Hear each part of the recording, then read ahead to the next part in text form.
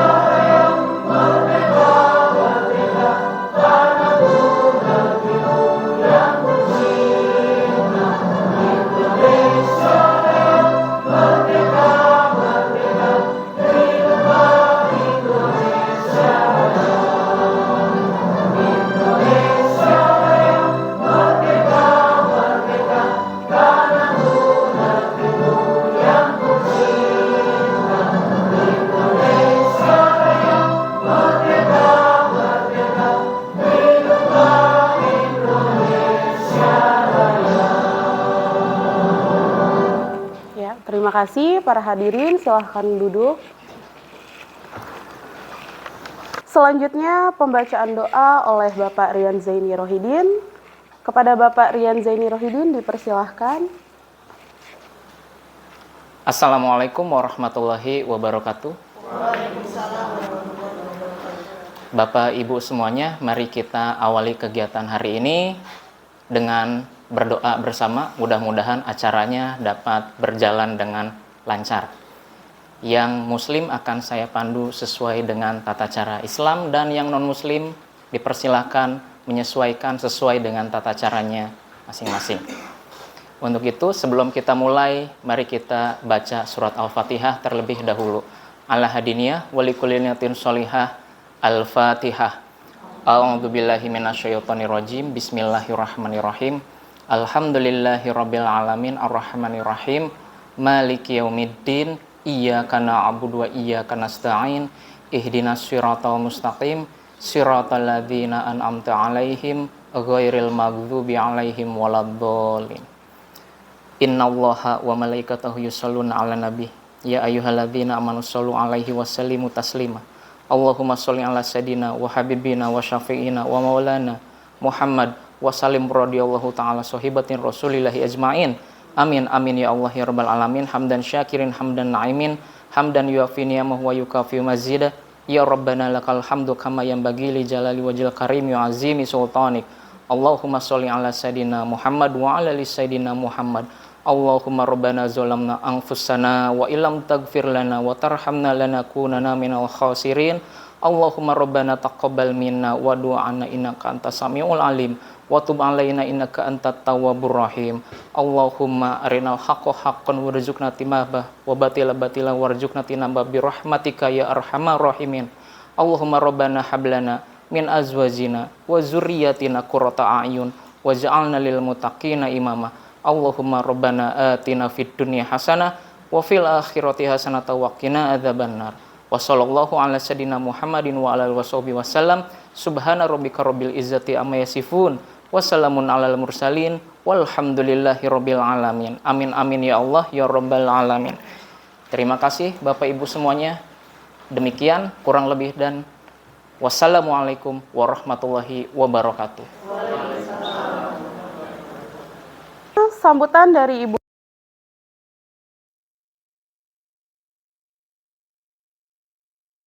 ke-9 SMP Negeri 100 Jakarta. Kepada Bu Budi Purwanti dipersilahkan.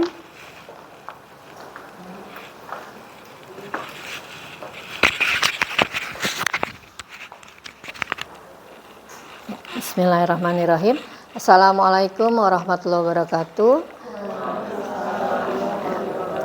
Selamat siang, salam sejahtera untuk kita semua.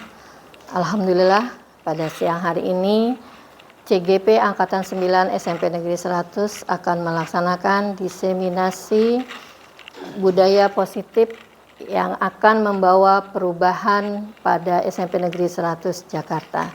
Kepada seluruh warga sekolah yang ada di SMP Negeri 100 harus siap untuk melakukan perubahan yang terbaik sehingga akan mendapatkan hasil yang terbaik juga.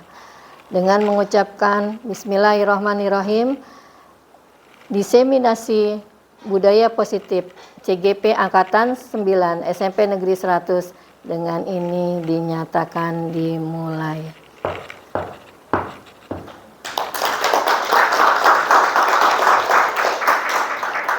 Terima kasih. Wassalamualaikum warahmatullahi wabarakatuh.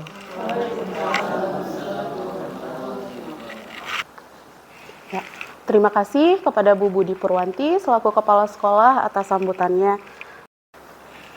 Baiklah, selanjutnya kita masuk di acara inti yaitu pemaparan materi oleh keempat CGP dimulai dari Bu Sri Minasi dengan materi disiplin positif dan nilai-nilai kebajikan. Dilanjutkan oleh Bu Siti Aisyah, kebutuhan dasar manusia dan memotivasi perilaku. Selanjutnya Bu Umi Prihatin, posisi kontrol. Dan dilanjutkan oleh Bu Eka Abdiah dengan restitusi dan kesimpulan. Kepada Bu Sri Minasi, dipersilahkan. Assalamualaikum warahmatullahi wabarakatuh. Baiklah, Bapak Ibu semuanya, warga sekolah, terima kasih atas kesempatan yang diberikan kepada saya untuk menyebarkan pemahaman dan penerapan budaya positif. Sebelumnya, perkenalkan, saya Sri Minasi, kemudian rekan saya Ibu Siti Aisyah, Ibu Umi Prihatin, Ibu Eka Abdiah. Kami adalah CGP Angkatan ke-9 dari SMP Negeri 100 Jakarta. Next. Di sini kami akan memaparkan tentang konsep inti budaya positif. Yang pertama adalah perubahan paradigma belajar. Kemudian yang kedua adalah disiplin positif. Yang ketiga adalah nilai-nilai kebajikan, kebutuhan dasar manusia, motivasi perilaku manusia, posisi kontrol guru, keyakinan kelas, dan yang terakhir adalah segitiga restitusi. Next. Pembelajaran dengan paradigma baru. Pembelajaran dengan paradigma baru merupakan pembelajaran yang dirancang berdasarkan prinsip berdiferensiasi. Sehingga peserta didik belajar sesuai kebutuhannya berdasarkan tahap perkembangan sesuai dengan teori psikologi modern untuk mewujudkan profil pelajar Pancasila. Di mana profil pelajar Pancasila itu ada 6 dimensi. Yang pertama yaitu beriman, bertakwa kepada Tuhan Yang Maha Esa, dan berakhlak mulia. Terus yang kedua adalah mandiri, yang ketiga bernalar kritis, keempat kreatif, kemudian bergotong royong, dan yang terakhir, yang keenam adalah berkebinekaan global. Next. Selama ini ada miskonsepsi tentang teori kontrol. Menurut William Glasser, yang pertama ilusi guru mengontrol murid. Sebetulnya kita sebagai guru tidak bisa mengontrol murid. Karena itu adalah atas kemauan mereka sendiri. Kontrol ada di masing-masing individu. Terus yang kedua adalah ilusi bahwa kritik dan membuat rasa bersalah itu mampu menguatkan karakter. Tergantung dari kritiknya. Seharusnya kita memberikan kritik yang membangun dan tidak kritik yang membuat rasa rendah diri. Terus yang ketiga adalah ilusi bahwa semua penguatan positif efektif dan bermanfaat. Kita sering sebagai guru, kadang dengan bujukan, nasihat-nasihat, padahal itu sebetulnya membuat mereka ketergantungan terhadap kita. Sehingga anak didik kita menjadi tidak mampu untuk mengontrol dirinya atau untuk memilih sesuatu yang harus mereka pilih. Terus yang keempat adalah ilusi bahwa orang dewasa berhak memaksa. Terkadang kita suka memaksakan kehendak terhadap anak didik kita. Padahal mereka juga manusia, mereka juga individu yang berhak untuk memilih apa yang sesuai dengan minat, bakat, dan kemampuannya. Next. Nah, inilah perbedaan antara teori stimulus respon dengan teori kontrol. Ada beberapa perbedaan. Kalau stimulus respon, realitas atau kebutuhan kita sama, menganggap kebutuhan kita sama. Sedangkan kalau teori kontrol, realitasnya kebutuhan kita sebetulnya berbeda. Stimulus respon, semua orang melihat hal yang sama. Tapi kalau teori kontrol, setiap orang memiliki gambaran yang berbeda-beda. Kalau stimulus respon, kita mencoba mengubah orang agar berpandangan sama dengan kita. Tapi kalau teori kontrol, kita harus berusaha memahami pandangan orang lain yang terkadang berbeda dengan kita. Terus stimulus respon, perilaku buruk dilihat sebagai suatu kesalahan. Padahal kalau teori kontrol, semua perilaku itu pasti memiliki tujuan. Stimulus respon, orang lain bisa mengontrol saya. Tetapi dalam teori kontrol, hanya Anda yang bisa mengontrol diri Anda sendiri. Stimulus respon, saya bisa mengontrol orang lain. Itu anggapannya. Tetapi dalam teori kontrol, Anda tidak bisa sebenarnya mengontrol orang lain. Karena kontrol itu ada dalam diri kita masing-masing. Pemaksaan ada pada saat bujukan gagal. Kalau teori kontrol, kolaborasi dan konsensus menciptakan pilihan-pilihan baru. Stimulus respon, model berpikir menang kalah, ada menang dan kalah. Tetapi dalam teori kontrol, model berpikirnya menang-menang, win-win solution. Next. Nah, inilah pembahasan kita yang paling utama, yaitu disiplin positif. Disiplin sebenarnya berasal dari kata disiplina yang artinya belajar. Disiplin mengacu pada disiplin diri yang memiliki tanggung jawab terhadap apa yang dilakukannya berdasarkan nilai-nilai yang diyakini. Jadi disiplin positif ini merupakan salah satu cara untuk menerapkan disiplin yang bertujuan untuk menumbuhkan kesadaran serta pemberdayaan peserta didik tanpa imbalan penghargaan atau reward, ancaman, ataupun hukuman. Jadi ternyata yang namanya penghargaan itu belum tentu baik, ya. Apalagi ancaman atau hukuman. Jadi sebagai pendidik, tujuan kita adalah menciptakan peserta didik yang memiliki disiplin diri sehingga mereka bisa berperilaku mengacu kepada nilai-nilai kebajikan universal dan memiliki motivasi intrinsik. Itu yang paling utama. Karena motivasi kalau dari dalam, motivasi intrinsik, insya Allah itu nanti akan berlangsung lebih lama. Tidak terpengaruh oleh orang lain, tidak terpengaruh oleh lingkungan, dan itu akan membuatnya menjadi manusia yang lebih kuat. Next. Nilai-nilai kebajikan. Ada beberapa nilai yang telah disepakati bersama. Ya. Jadi nilai ini tidak tergantung dari suku, budaya, agama, ras, golongan. Jadi merupakan sesuatu yang universal. Siapapun mengakui, jadi siapapun bisa menerimanya. Contoh nilai kebajikan institusi atau organisasi. Misalnya yang pertama yaitu profil pelajar Pancasila. Ada 6 dimensi nilai kebajikannya. Beriman dan bertakwa kepada Tuhan Yang Maha Esa serta berakhlak mulia, mandiri, gotong royong, berpikir kritis, kreatif, kemudian bernalar kritis serta berkebinekaan global. Kemudian yang kedua yaitu Primary Years Program atau PYP. Itu ada beberapa dimensi, toleransi, rasa hormat atau respect, integritas, mandiri, antusias, menghargai, empati, keingintahuan, kreativitas, kerjasama, percaya diri, serta komitmen. Kemudian selanjutnya yaitu ada keterampilan hidup atau life skill. Ada beberapa nilai-nilai kebajikan yang bisa kita terapkan. Yang pertama yaitu dapat dipercaya, lurus hati dalam artian jujur, ya. Kemudian menjadi pendengar yang aktif, tidak merendahkan orang lain dalam artian hormat, menghormati, memberikan yang terbaik dari diri. Jadi apa yang ada dalam diri dikeluarkan. Seperti itu. Next.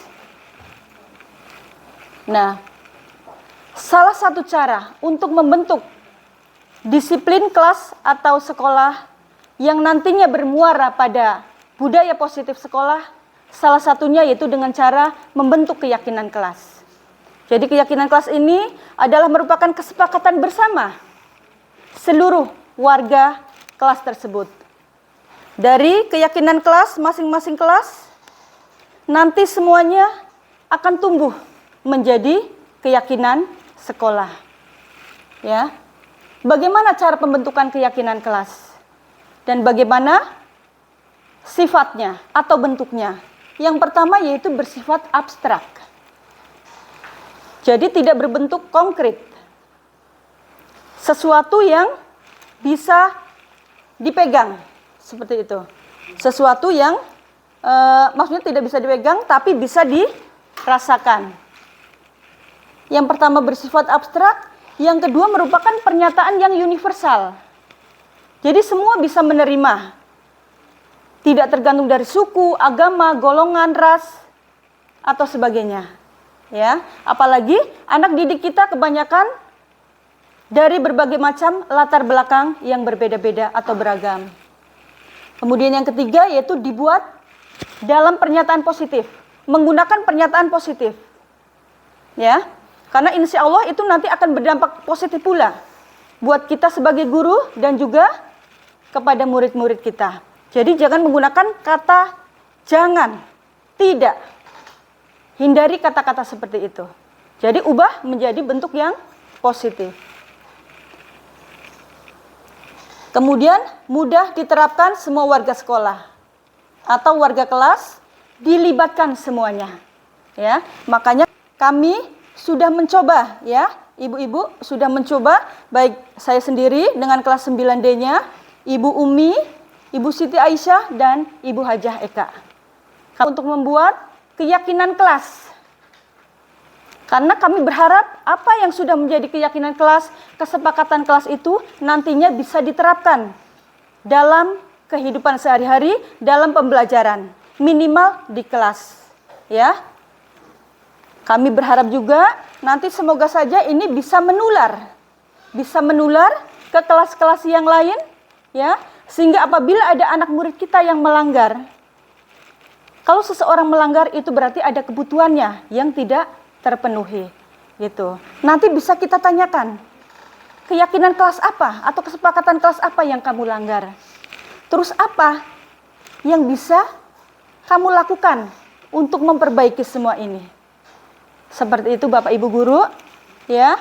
Pemaparan saya tentang budaya positif di kelas atau di sekolah SMP Negeri 1 Jakarta, semoga saja menginspirasi kita semua dan semoga saja bisa bermanfaat. Wassalamualaikum warahmatullahi wabarakatuh.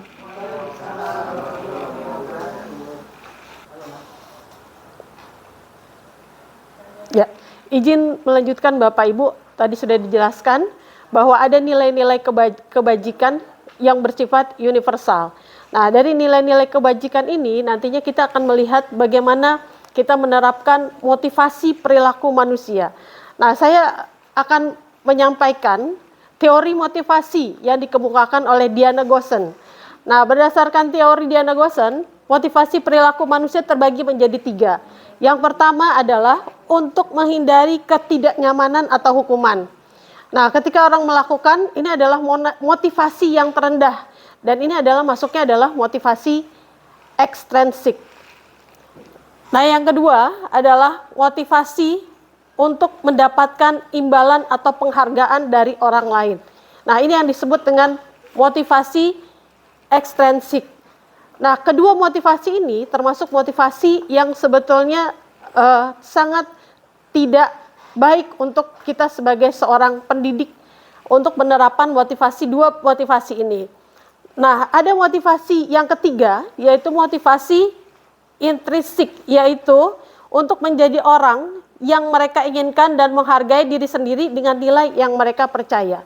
Dan ini adalah motivasi yang ingin kita bangun kepada peserta didik, yaitu menumbuhkan motivasi intrinsik dari dalam dirinya, kepercayaan dirinya. Kemudian dari motivasi ini kita ingin agar ketika mereka belajar tumbuh kesadaran pribadi dalam diri mereka ketika melakukan sesuatu. Bukan karena dipaksa, bukan karena sesuatu yang ada yang kita berikan kepada mereka. Next. Bapak Ibu, motivasi ini yang akan kita terapkan kepada anak dari motivasi tadi, kita akan melihat ternyata ada yang disebut dengan hukuman, kemudian ada konsekuensi dan restitusi. Nah, bagaimana kita menghubungkan antara motivasi ini dengan hukuman, kemudian dengan konsekuensi dan restitusi? Ternyata ketika kita menerapkan motivasi ini kepada anak, ada motivasi intrinsik dan motivasi ekstrinsik, biasanya kelas sebagai pendidik lebih mengutamakan yang namanya untuk membangun motivasi kesadaran anak, kita biasanya menggunakan motivasi hukuman. Nah, apa yang maksud dengan motivasi hukuman? Bapak Ibu bisa melihat bahwa ternyata hukuman itu biasanya tidak terencana, kemudian murid-murid tidak tahu apa yang akan terjadi, kemudian satu arah dan biasanya bersifat fisik atau psikis nantinya. Nah, akan mengakibatkan fisik atau hukuman yang bersifat fisik dan psikis kepada anak. Verbal biasanya ini akan kita lihat dalam bentuk hukuman kepada anak. Nah, kemudian yang kedua, kita melihat adanya konsekuensi. Yang tadi motivasi eksternal yang kedua adalah konsekuensi. Nah, konsekuensi ini biasanya terencana dan disepakati. Kemudian yang kedua, murid dibuat tidak nyaman. Kemudian yang ketiga, sikap guru selalu memonitor murid. Nah, ini adalah motivasi perilaku.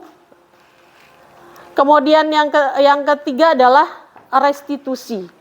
Nah, Bapak Ibu, saya ingin menekankan pada dua perilaku ini, hukuman dan restitusi. Mana pilih ketika kita memberikan motivasi atau kita memberikan sesuatu ingin menyadarkan anak ketika dia melakukan pelanggaran di dalam kelas. Motivasi apa yang kita ingin tumbuhkan kepada anak? Nah, kadang-kadang untuk menumbuhkan pada anak tadi sudah dikatakan bahwa kita harus mempunyai yang namanya menanamkan nilai-nilai kebajikan. Nah, menanamkan nilai-nilai kebajikan ini dalam bentuk nilai profil pelajar Pancasila. Salah satunya di sekolah yang akan kita bangun motivasi intrinsiknya adalah melalui penerapan profil pelajar Pancasila. Nah, dari nilai-nilai ini nantinya mereka bisa menerapkannya di dalam kehidupan sehari-hari, di dalam kelas, dan dalam kehidupan bermasyarakat. Nah, kemudian dari nilai intrinsik ini nanti mereka memiliki kesadaran bagaimana kita tidak lagi menggunakan hukuman kepada mereka ketika kita berada di dalam kelas. Artinya nanti budaya positif ini akan menimbulkan kenyamanan kepada kita ketika kita mengajar di dalam kelas. Nah, dari yang kedua, hukuman ini biasanya Bapak Ibu akan mengarah kepada sesuatu yang berdampak psikologis kepada anak. Next, Pak.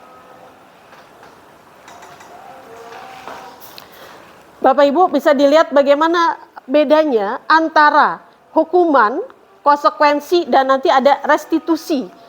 Nah, untuk hukuman, kita bisa melihat bagaimana dampaknya nantinya ketika kita sebagai guru, sebagai pendidik memberikan hukuman kepada anak.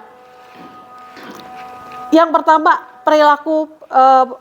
perilaku agresif anak akan meningkat. Kemudian kita bisa lihat bahwa anak melakukan sesuatu itu bukan karena kesadaran, tapi karena memang dia punya rasa takut kepada Bapak Ibu gurunya, atau punya rasa takut karena dihukum. Kemudian berlaku hanya pada sebuah institusi. Jadi hanya pada saat ini dia melakukan kesadaran tersebut, tidak melakukan, tapi pada jangka panjang mereka akan melakukannya lagi, dan itu dia yang tidak kita inginkan ketika kita melakukan yang namanya hukuman. Kemudian dari hukuman ini murid akan menimbulkan rasa kebencian kepada yang namanya peraturan, kepada gurunya mungkin. Nah, itu dia yang akan terjadi secara psikologis kepada murid. Jadi Bapak Ibu, dampak dari yang namanya hukuman ini biasanya bersifat sementara, dan biasanya itu hanya tidak jangka panjang. Yang kita harapkan adalah nantinya sebagai pendidik kita bisa memberikan budaya positif ini sepanjang hayat kepada siswa, dan memberikan kesadaran sepanjang hayat kepada mereka ketika nanti mereka berada dalam lingkungan yang lebih luas lagi, yaitu lingkungan masyarakat. Kemudian yang kedua, konsekuensi. Konsekuensi ini mungkin termasuk yang bisa dikatakan sukses. Disiplin yang akan kita terapkan kepada anak. Konsekuensi ini nanti bedanya dengan hukuman, konsekuensi ini tidak tiba-tiba, tapi memang sudah kita terapkan dalam bentuk peraturan-peraturan yang ada di sekolah maupun di kelas. Nah, dari peraturan-peraturan ini nanti anak tahu bahwa ketika dia melakukan pelanggaran atau dia melakukan kesalahan, dia akan menerima konsekuensinya. Nah, konsekuensi misalnya dari terlambat, maka dia akan tidak mau diizinkan masuk kelas, atau dia harus mengerjakan tugas mata pelajaran yang lain. Nah, itu namanya konsekuensi. Jadi kita sudah memberikan peringatan kepada mereka konsekuensi apa yang akan mereka terima ketika mereka melakukan pelanggaran. Bapak Ibu, ini bisa kita terapkan kepada anak, tetapi motivasinya balik lagi kepada tadi teori Gosen. Motivasinya masih adalah motivasi ekstrinsik, berarti masih dari luar diri siswa. Nah, yang diharapkan adalah kita bisa menumbuhkan motivasi intrinsik, motivasi dalam diri siswa, mungkin dalam diri kita sendiri, termasuk kita pendidik, bahwa motivasi kita melakukan segala sesuatu memang dari diri kita, karena kesadaran kita sendiri. Nah, Bapak Ibu, ini dia yang berkaitan dengan hukuman dan konsekuensi. Lanjut, Pak. Nah, kita bisa melihat kata-kata yang berkaitan dengan konsekuensi dan hukuman. Bapak Ibu, beda kata-kata antara konsekuensi dan hukuman. Yang pertama adalah kata-kata awas kalau dilakukan ya, nanti awas kamu. Nah itu adalah pembuat rasa bersalah kepada anak. Biasanya penghukum dia akan membuat anak merasa bersalah dengan kata-kata yang verbal yang menyakiti secara fisik. Nah itu dia. Kemudian mode paksaan, kemudian mendorong menyalahkan diri sendiri, kemudian menganggap anak itu buruk, selalu salah, melakukan kesalahan. Dan ini yang diharapkan tidak kita terapkan sebagai pendidik kepada siswa. Kemudian yang kedua adalah netral. Ketika kita menerapkan konsekuensi, kita berarti sudah bersikap netral kepada anak. Nah, apa kata-kata yang bisa kita terapkan pada anak? Biasanya konsekuensi, lakukan apa yang saya katakan. Nah, itu biasanya yang kita lakukan konsekuensi kepada anak. Kemudian stimulus respon, kemudian mendorong kepatuhan, kemudian konsep diri lebih baik kepada anak. Murid akan belajar tentang mentaati peraturan yang ada, kemudian mencoba mengontrol dengan penguatan positif. Nah ini Bapak Ibu sebetulnya artinya dari dua hukuman dan konsekuensi ini adalah pilihan bagi kita sebagai pendidik mana yang akan kita terapkan kepada anak. Nah motivasi mana yang akan Bapak Ibu pilih? Pastinya kita ingin motivasinya adalah motivasi intrinsik. Nah demikian yang bisa saya sampaikan, mungkin akan dilanjutkan dengan restitusi. Terima kasih. Assalamualaikum warahmatullahi wabarakatuh. Terima kasih Bapak Ibu. Saya akan melanjutkan dari Bu Siti tentang kebutuhan dasar manusia. Apa itu kebutuhan dasar? Karena nantinya murid-murid kita yang nantinya memiliki motivasi itu dari kebutuhan dasar manusia. Sebenarnya kebutuhan dasar manusia itu adalah segala sesuatu yang kita lakukan untuk mendapatkan apa yang kita inginkan. Seluruh tindakan yang kita lakukan memiliki tujuan tertentu dan semua usaha terbaik yang kita lakukan adalah dalam rangka agar kebutuhan dasar kita itu terpenuhi dengan baik. Di sini ada 5 kebutuhan dasar. Yang pertama yaitu bertahan hidup. Yang kedua, kasih sayang dan rasa diterima. Ketiga, penguasaan. Keempat, kebebasan. Dan kelima, kesenangan. Dari kelima kebutuhan dasar ini, kalau ada salah satu yang tidak terpenuhi, tentunya akan menimbulkan masalah atau suasana yang tidak diinginkan. Nah, ini ada kaitannya dengan guru. Kalau peserta didik itu ada beberapa kebutuhan dasar yang tidak terpenuhi, tentunya peserta didik ini akan mempunyai masalah. Nah, kita berkaitan dengan ini. Next. Lanjut ke posisi kontrol. Sebagai guru, kita mempunyai 5 posisi kontrol untuk memecahkan masalah yang tadi ada pada peserta didik. Yang pertama adalah sebagai guru sebagai penghukum. Kedua, guru sebagai pemantau. Ketiga, guru sebagai teman. Keempat, guru sebagai pembuat rasa bersalah. Dan kelima, guru sebagai manajer. Nah, kita dari sini kita bisa introspeksi Bapak Ibu. Apakah kita sebagai guru itu letaknya, posisinya di mana gitu? Apakah kita sebagai penghukum? Apakah kita sebagai manajer di sini? Atau kita sebagai teman? Kita bisa introspeksi dari sini. Ya, next Pak. Ini ada video Bapak Ibu. Silahkan diperhatikan. Ini guru sebagai posisi kontrol. Jam 7.15. Kenapa kamu masuk ke siang?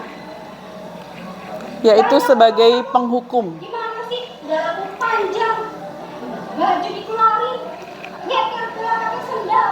Nah, dari kelima posisi kontrol ini, nanti kita bisa mengambil mana yang baik yang kita bisa lakukan sebagai guru. Tiap hari telat. Next, Pak. Gimana sih kamu? Ya, sebagai penghukum, ini guru ciri-cirinya yang pertama, nada suaranya tinggi, bahasa tubuhnya biasanya matanya melotot, terus menunjuk-nunjuk tadi seperti dalam video, dan kata-katanya menghardik. Itu cirinya.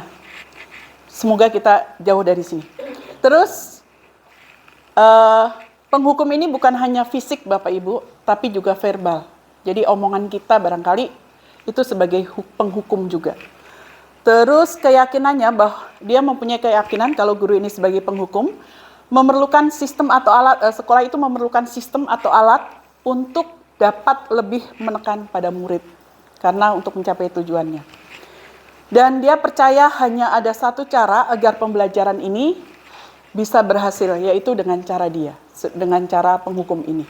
Nah, kalimat yang biasanya digunakan sebagai penghukum itu adalah patuhi aturan saya atau awas. Yang kedua, kamu selalu saja terlambat. Berapa kali kamu terlambat? Terus selalu pasti yang terakhir. Gitu. Ini contoh ciri-ciri sebagai penghukum.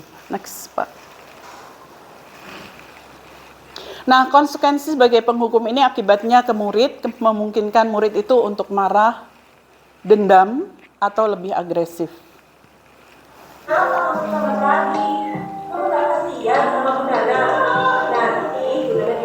Ini video yang kedua, tipe guru yang berfungsi sebagai pembuat rasa bersalah. Biasanya menggunakan kata-kata yang lebih halus, lebih lembut, menggunakan keheningan untuk membuat orang lain itu merasa tidak nyaman, bersalah, atau rendah diri. Ini tipe yang paling mengkhawatirkan buat peserta didik. Karena dari tipe ini nantinya membuat anak didik itu merasa harga dirinya lebih rendah lagi. Nah, kalimat yang sering digunakan itu lembut. Contohnya itu, ibu sangat kecewa sekali dengan kamu, nak.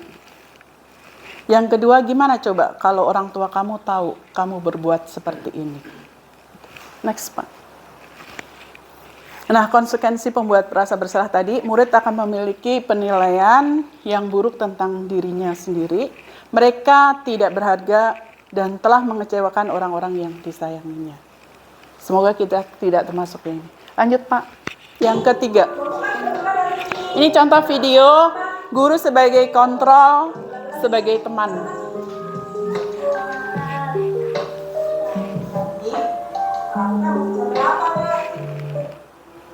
Nah, sebagai kontrol teman ini, guru tidak akan menyakiti murid, namun akan tetap berupaya mengontrol murid. Guru mempengaruhi murid untuk melakukan hal yang baik, tapi di sini juga membuat murid itu akan bergantung pada guru. Di saat guru itu tidak membantu, murid akan kecewa dan tidak melakukan hal yang baik. Nah, kalimat yang sering dilakukan sebagai kontrol teman ini, contohnya, ayo bantulah demi Bapak ya, nak, gitu. Terus yang kedua, ya kali ini tidak apa-apa, nanti Bapak bereskan. Itu contoh kalimat yang digunakan kalau guru itu sebagai kontrol teman, Bapak Ibu. Lanjut, Pak. Ini konsekuensinya kalau posisi guru itu sebagai kontrol teman, yaitu murid merasa kecewa dan tidak mau berusaha lagi atau tidak berbuat baik lagi di saat guru sudah tidak dapat membantu murid tersebut. Next, Pak. Ini kontrol yang keempat, yaitu kontrol sebagai pemantau atau monitor.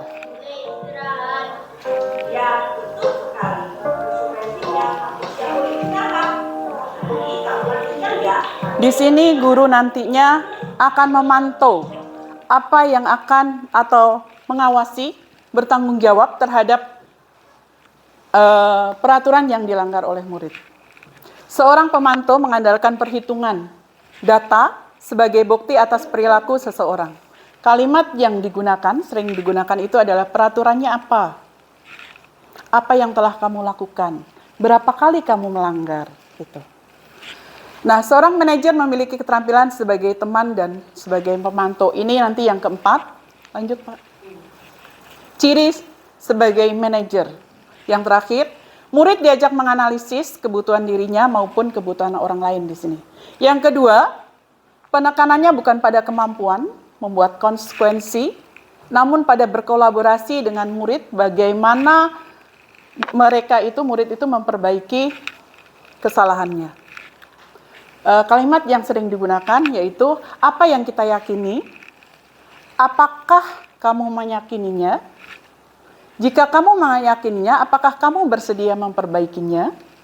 Dan yang terakhir, apa rencana kamu untuk memperbaikinya? Itu kalau guru sebagai control manager. Nah, dari kelima tadi, kira-kira yang paling baik menurut Bapak Ibu sebagai apa kita di sini? Sebagai manajer ya Bapak Ibu. Semoga nanti kita sebagai manajer, karena kalau kita sebagai manajer kita bisa membimbing anak itu menjadi lebih baik. Mereka berbuat baik karena atas kesadarannya sendiri. Motivasi yang disampaikan oleh Bu Siti tadi yaitu motivasi intrinsik dari dalam dirinya sendiri. Ini beberapa ciri-ciri manajer, yaitu tugas manajer itu membimbing murid untuk dapat mengatur dirinya, mengembalikan murid ke kelompoknya dengan lebih baik dan kuat. Jadi murid itu tidak akan minder lagi. Bisa jadi dalam praktek sehari-hari kita akan kembali teman atau pemantau karena murid kita tangani belum siap untuk berdiskusi. Namun kita sadari tujuan akhir dari posisi kontrol ini adalah seorang guru harus bisa sebagai manajer. Itu saja Bapak Ibu, mohon maaf untuk restitusi dan keyakinan kelas prakteknya akan dilanjutkan oleh Bu Eka. Terima kasih. Assalamualaikum warahmatullahi wabarakatuh. Ya, Assalamualaikum warahmatullahi wabarakatuh. Selamat siang Bapak Ibu semua, warga sekolah SMP Negeri 100 yang luar biasa. Saya akan menyambung dari yang sudah disampaikan oleh rekan-rekan saya sesama CGP Angkatan 9 dari SMP Negeri 100 Jakarta tentang budaya positif yang akan kita laksanakan di sekolah ini. Sesungguhnya budaya positif itu sudah kita lakukan di sekolah. Dengan semua pembiasaan yang sudah kita lakukan, dengan semua kemampuan Bapak dan Ibu guru sebagai guru yang profesional dengan 4 kompetensinya, saya yakin Bapak Ibu sudah melakukannya semua dan kita warga SMP Negeri 100 sudah banyak melakukan budaya-budaya positif di sekolah ini. Tetapi kami sebagai calon guru penggerak memiliki tugas untuk menyampaikan budaya-budaya positif yang terbaru menurut paradigma pembelajaran yang terbaru. Karena pembelajaran itu, pendidikan dan pengajaran itu kita akan sesuaikan dengan filosofi Ki Hajar Dewantara, di mana kita melakukan pembelajaran yang berpihak pada murid. Menuntun murid untuk menggali potensi, bakat, minatnya agar mereka menjadi manusia-manusia sukses yang bahagia. Untuk itu, penerapan budaya positif ini kita lakukan di sekolah untuk membentuk pribadi-pribadi mandiri yang bisa melakukan segala sesuatunya dengan kesadarannya sendiri. Seperti yang sudah disampaikan tadi bahwa motivasi intrinsik lebih baik dibandingkan dengan motivasi ekstrinsik atau yang datangnya dari luar diri. Untuk membentuk anak-anak ini, kita perlu pembiasaan-pembiasaan dan trik-trik serta cara-cara yang sebetulnya sudah lama disampaikan oleh Ki Hajar Dewantara.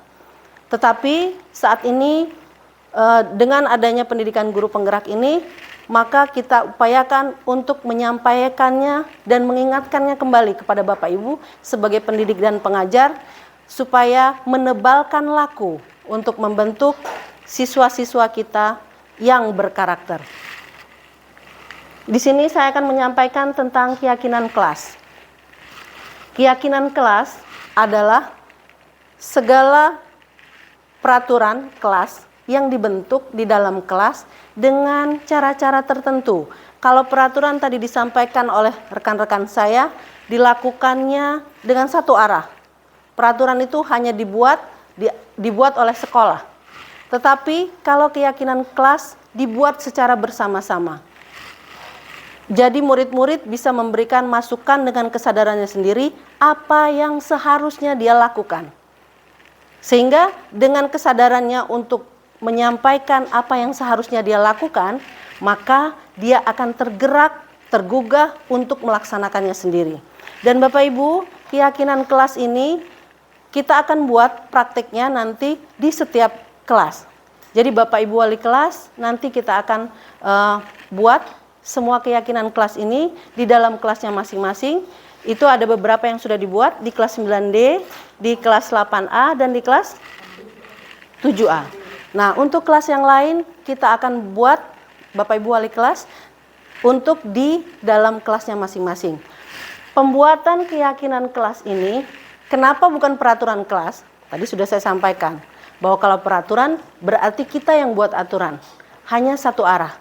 Hanya Bapak Ibu guru yang membuat aturan.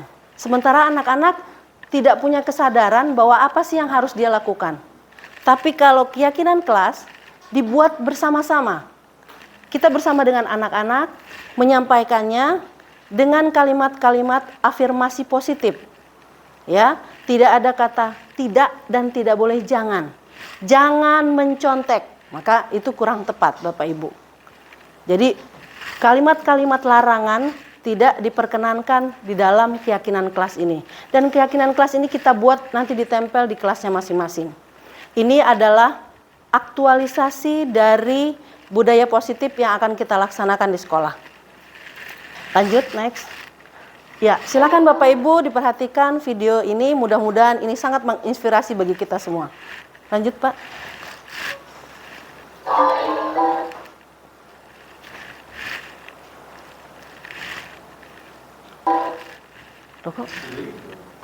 Bagaimana hari ini kabarnya? Alhamdulillah. Nah, hari ini kita akan membuat yang namanya keyakinan kelas. Ada yang pernah mendengar sebelumnya? Belum. Oke, Ibu jelaskan dulu ya, apa itu keyakinan kelas. Keyakinan kelas itu mirip-mirip seperti peraturan kelas. Pernah mendengar kan kalau peraturan ya? Kalau di sekolah kan ada ya peraturan, tata tertib. Nah di kelas juga kita harus buat. Tapi peraturannya dalam bentuk keyakinan. Kenapa dalam bentuk keyakinan? Karena dengan adanya keyakinan nanti kalian meyakini dalam diri. Kemudian kalian akan berusaha untuk bertanggung jawab terhadap nilai-nilai yang kalian yakini. Seperti apa contohnya? Misalnya kita akan buat keyakinan kelas dalam bentuk kesepakatan. Paham kesepakatan? Saya nih antar teman dan juga antar guru dengan wali kelas dan juga guru-guru yang lain. Kita sepakat apa? Bahwa satu sama lain misalnya harus saling apa antar teman harus saling menghargai misalnya. Nah itu salah satu kesepakatan antara teman antara guru itu harus saling menghargai. Itu salah satu contoh saling menghargai atau saling menghormati antar teman. Itu juga salah satu contoh. Contoh lain apa lagi keyakinan kelas? Misalnya antar kelas, antar siswa tidak boleh berbuat curang misalnya kalau lagi belajar, kalau lagi ulangan. Berarti tidak boleh apa itu? Tidak boleh mencontek misalnya. Tetapi kalau untuk keyakinan kelas gunakan pernyataan atau kalimat positif. Jangan ada kata-kata dilarang. Tidak boleh, jangan, tidak. Itu usahakan tidak ditulis. Tapi gunakan kata-kata positif. Jangan yang negatif ya. Gunakan yang positif saja. Ya. Ya, misalnya kalau supaya lingkungan kita tetap bersih, maka yang harus kita Stop.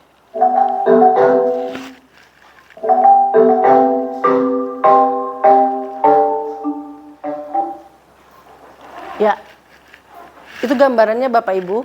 Kalau yang sudah dibuat di kelas 9D, kita buat dengan sticky note, kemudian ada kertasnya. Nanti Bapak Ibu wali kelas bisa menyampaikan kepada anak-anak apa kesepakatan yang akan disampaikan. Seperti tadi, saling menghargai misalnya, saling membantu, menjaga kebersihan, kemudian jujur. Nah, jujur itu kan termasuk di dalamnya tidak nyontek. Gitu ya.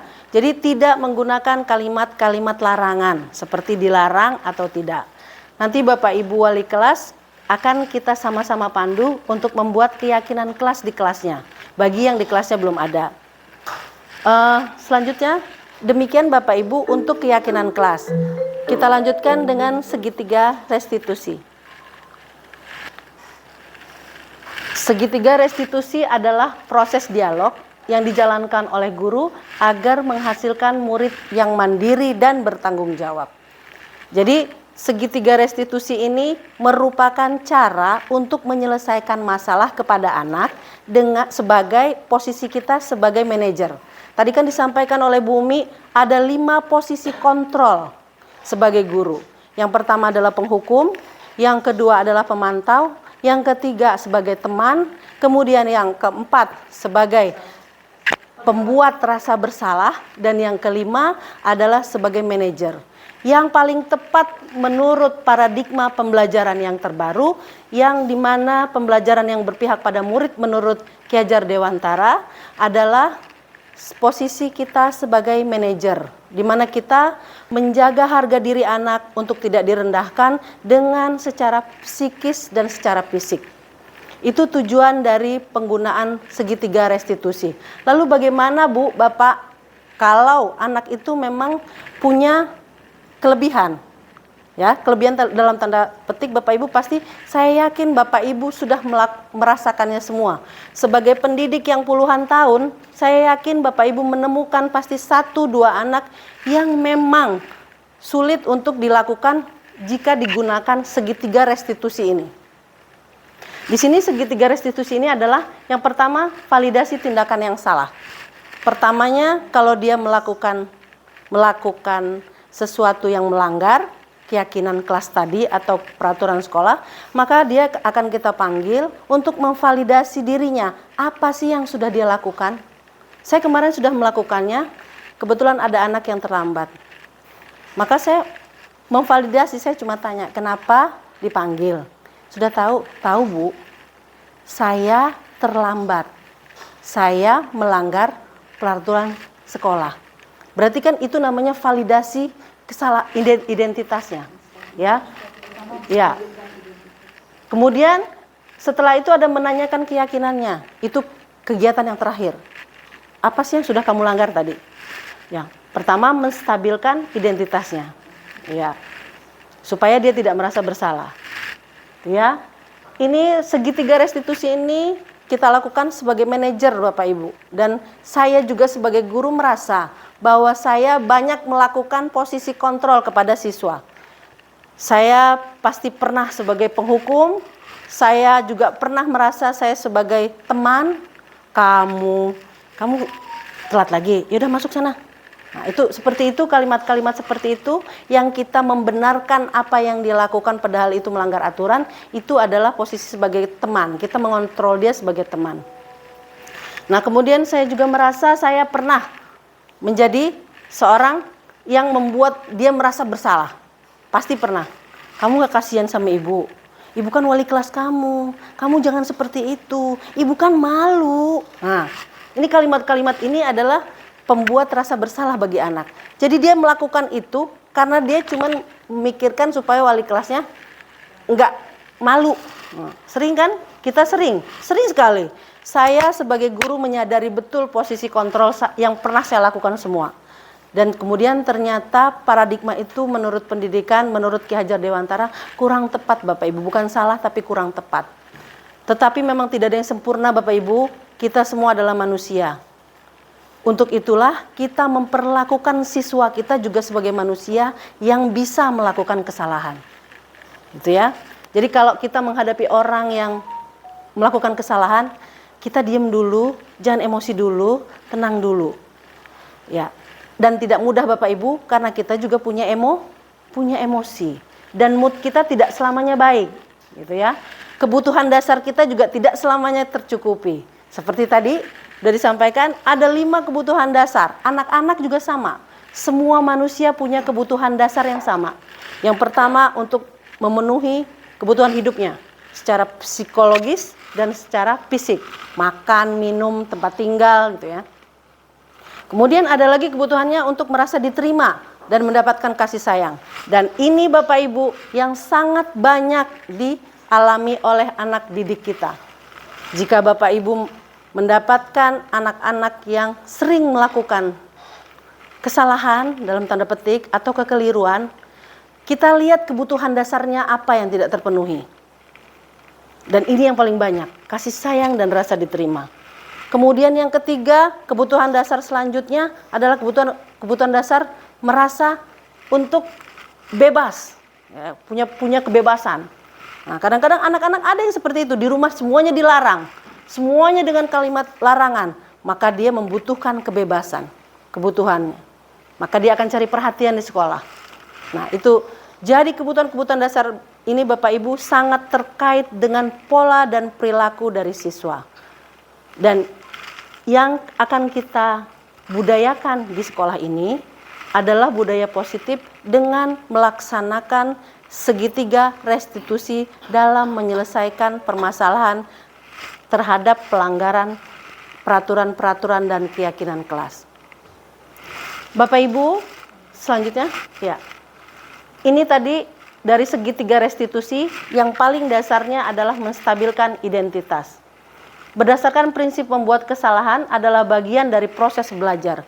Jadi seperti tadi Bapak Ibu, kita itu kan bisa pinter karena kita sering salah. Kalau kita nggak melakukan kesalahan, kita nggak tahu kita benernya kapan. Maka seperti itu pun kita memperlakukan anak-anak kita. Bahwa ternyata dari salahnya dia itu dia akan jadi pinter.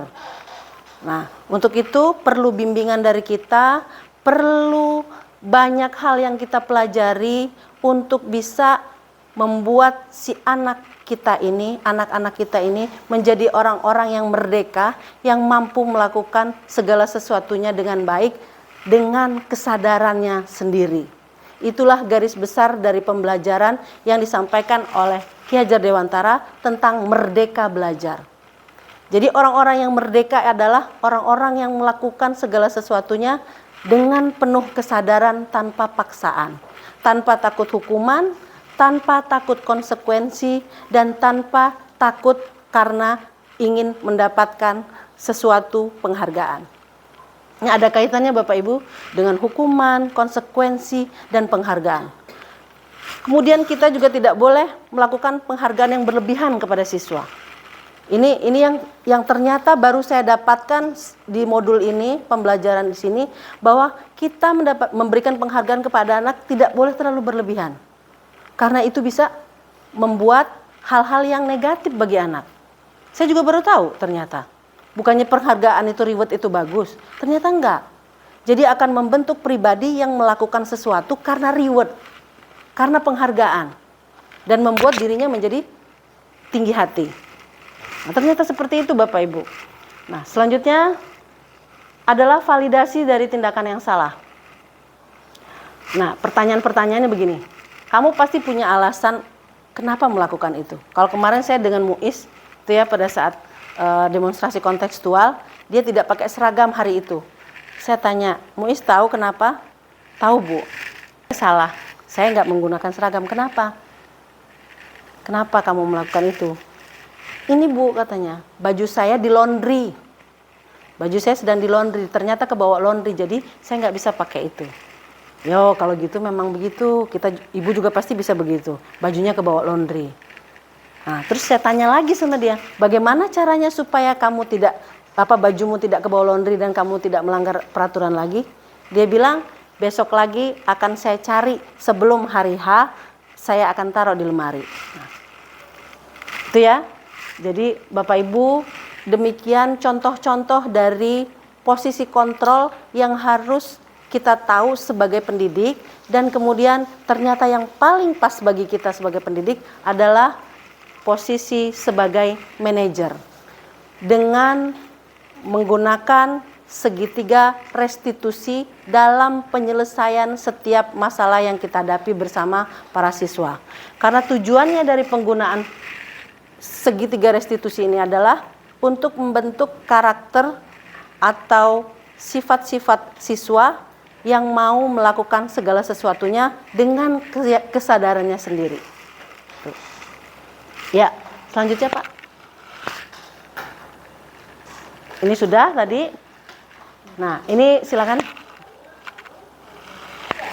Ya Bu, atas kasih. Kenapa kesal? Jika terus-menerus mencontek hasil pekerjaan saya, bukan hanya PR, tugas juga sudah dicontek. Oh begitu, ya wajarlah kalau kamu marah dan kesal. Jika ibu ada di posisi kamu, ibu juga pasti akan berbuat hal yang sama.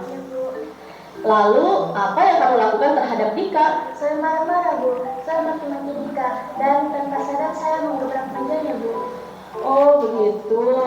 Pasti kamu berbuat seperti itu ada alasannya ya? Iyalah, Bu. Masa saya diam saja? Saya kan sudah susah payah mengerjakan soal. Tapi Dika hanya mencontek, tidak mau berusaha sendiri. Ya, wajarlah kalau kamu merasa marah karena tidak rela pekerjaanmu dicontek begitu saja oleh Dika. Ibu sangat menghargai tindakan kamu yang tidak berbuat lebih buruk daripada itu, misalnya memukul.